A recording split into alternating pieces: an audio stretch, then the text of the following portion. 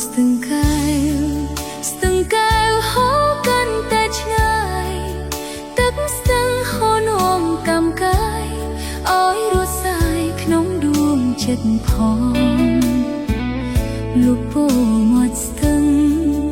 ដឹងរឿងបងហើយនឹងអូនកំពុងបងធ្លាប់ដើរឆ្លងកាត់មកជួបអូនរាល់ពេលវេលាស្ទឹងកែវគូកាន់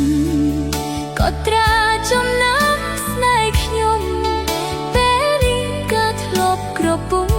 រួរយអស់ហើយលំអងគុណធាអ្នកកុំប្រាប់គេថាខ្ញុំធ្លាប់កាត់ជួបគ្នាព្រោះខ្មាស់ធម្មជាតិនានាស្នេហាដូចជាឆាកលខ